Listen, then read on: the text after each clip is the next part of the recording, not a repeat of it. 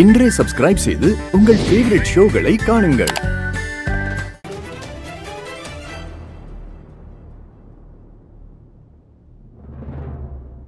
Mummy நீங்களா? சொல்லுங்க, ஏதாவது வேலையா? உன்னை பாக்குறதுக்கும் உன்கிட்ட பேசுறதுக்கும் ஏதாவது வேலை வச்சுட்டு தான் வரணுமா, என்ன சும்மா பேசலான்னு வந்த? ஐயோ அதெல்லாம் இல்ல மம்மி. உட்காருங்க. ஏன் இந்த மாதிரி பேசுறீங்க? நீங்க எப்ப வேணாலும் வந்து என்கிட்ட பேசலாம். நானும் ஊருக்கு போறதுக்கு முன்னாடி உங்க கூட கொஞ்சம் டைம் ஸ்பெண்ட் பண்ணணும்னு நினைச்சிட்டு இருந்தேன். நீ கிளம்பி போயிடுவ, அதுக்கப்புறம் இந்த வீடே ரொம்ப வெறிச்சோடி போயிருக்கும். மானசு வேற கூட கூட்டிட்டு போற.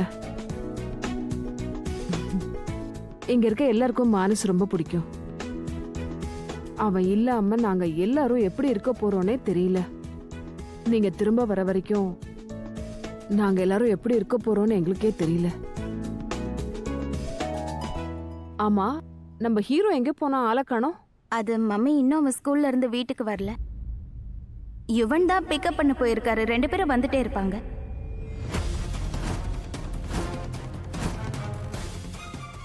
யுவனா அவனை கூட்டிட்டு வர போயிருக்கா? ம். அப்புறம் மம்மி இங்க பாருங்க, மானசோட போட்டோ விழுந்து உடைஞ்சிருச்சு.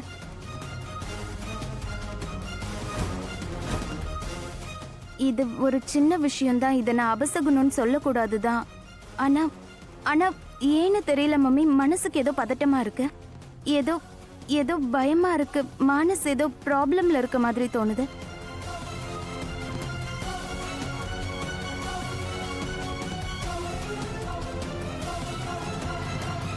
என்னையும் ராதிகாவையும் ஒன்னா சேர விடாம யாராவது தடுக்கிறாங்கன்னா அது உங்க பேர் அவன்தான், மானஸ். இப்போ உங்க வீட்டுக்குள்ள ஒரு பாம்பு வந்துருச்சுன்னா அதை தூக்கிட்டு போய் காட்டுல தானே விடுவீங்க? ராதிகா என்னோட வீடு, என் வீட்டுக்குள்ள ஒரு பாம்பு வந்துருச்சு. அந்த பாம்பை நான் கொன்னே தீருவேன். நான் பயந்த மாதிரியே யுவன் அந்த குழந்தை ஏதாவது செஞ்சிருவானோ? ஒண்ணுமே புரியலையே. ஒருவேளை மானஸ் ஏதாவது செய்யறதுக்காக தான் கூட்டிட்டு வர போயிருக்கானோ? என்னாச்சு மம்மி? ஏன் திடீர்னு ஒரு மாதிரி ஆயிட்டீங்க? இல்ல, ஒண்ணும் இல்ல. அது நீ சொன்னல போட்டோ உடையறது அபசகுணம்னு. அப்படின்னா நீ போன் பண்ணி பாரு, யுவன் எங்க இருக்கான்னு தெரியும்ல. I think you are right.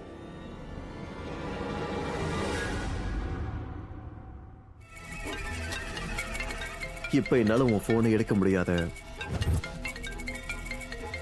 ஏன்னா இப்போ உன்னோட என்னோட நம்மளோட ஃபியூச்சரை பிரைட் பண்ணிக்கிட்டு இருக்க.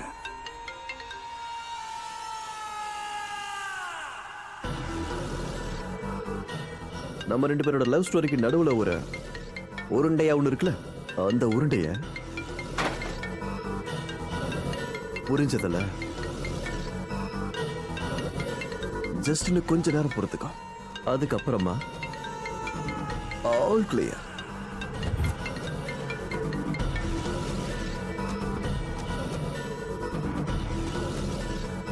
See you. போன் எடுத்தானா? இல்ல மம்மி, ரிங் போயிட்டே இருக்கு. ஆனா யுவன் போனை எடுக்கல. எனக்கு ஸ்ட்ரெஸ் ரொம்ப அதிகமாகுது. அவரு மானச பிக் பண்ணாரா இல்லையானே தெரியல. என்ன ஆச்சு 2 பேருக்கும்? உன்னை விட எனக்கு தான் அதிக டென்ஷனா இருக்கு ராதிகா. இந்த யுவன் ஏன் போனை எடுக்காம இருக்கான்னு தெரியலையே. ஏதோ ஒரு முக்கியமான வேலையில இருக்கிறதுனாலதான் யுவன் போன் எடுக்காம இருக்கான்னு மனசு சொல்லுது. ஆனா மூளை என்ன சொல்லுதுன்னா, யுவன் என்கிட்ட என்ன சொன்னானோ அதை தான் செஞ்சுட்டு இருக்கான்னு சொல்லுது. போனை எடுக்காம இருக்கான்னா யுவன் மானச ஏதாவது செஞ்சுட்டு இருக்கானா என்ன? யாராவது இருக்கீங்களா? மம்மி, அம்மா, அப்பா.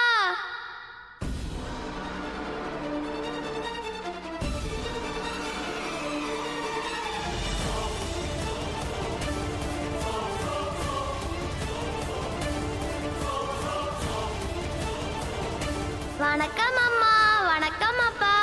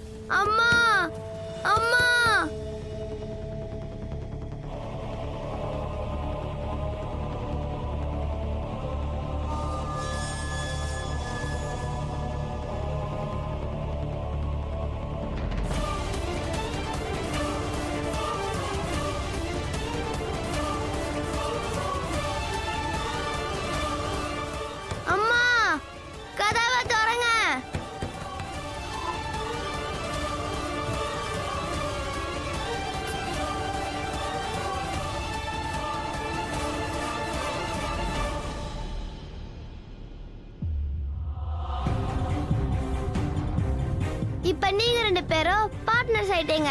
All the best.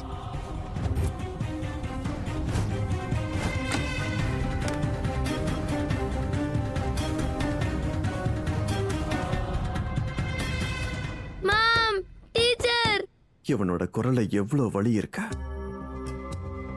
துடிக்கிறான் பாவம், கத்துறான், கதறான். இதே மாதிரிதான் எக்ஸாக்ட்லி நான் கத்துக்கிட்டு இருந்தேன். நான் கதறி துடிச்சுக்கிட்டு இருந்தேன். மாமன ஏன் கதறல் யாருக்காவது கிடைச்சாலும் கேட்டா கண்டிப்பா இல்ல. எக்ஸாக்ட்லி சேம் திங் எனக்கும் நடக்குது. ராதுக்கு எனக்கு அட்டென்ஷன் கொடுக்கலனா எனக்கும் இதான் நடக்குது. யார் வராங்க ஏன் பக்கம் நியாயத்தை கேட்க?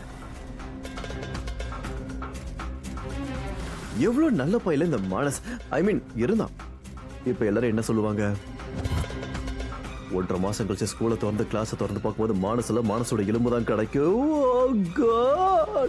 Oh God! My God! எவ்வளவு கொடூரமான அப்பாவா இருக்கேன்னா, எப்படி இவ்வளவு கொடூரமான மாறினேன். ஆனா நான் ஆக வேண்டியதா போச்சு. இப்போ எனக்கும் என் ராதிகாவுக்கும் நடுவுல வந்துட்டான். நான் சொன்னலடா எங்க கிட்ட இருந்த வேலைக்கே இருன்னு, கேட்கல. நடுவுல வந்தல. இப்ப அவஸ்தைப்படு, உள்ள இருந்து அவஸ்தைப்படு. எவ்வளவு நல்ல பையனா இருந்த நீ மனஸ். எல்லாருக்கும் தலை வணங்கி வணக்கம் சொல்லுவானே, எல்லாருக்கும் ரெஸ்பெக்ட் கொடுப்பா, அன்பு கொடுப்பா.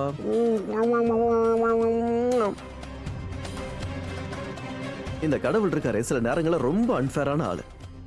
யாரெல்லாம் நல்லவங்களோ சீக்கிரம் டிக்கெட் போட்டு மேல கூப்பிட்டுக்கிறாரு. ஆனா நிஜமா இது மாதிரி நடக்குமா? அப்ப நான் கேட்டவன.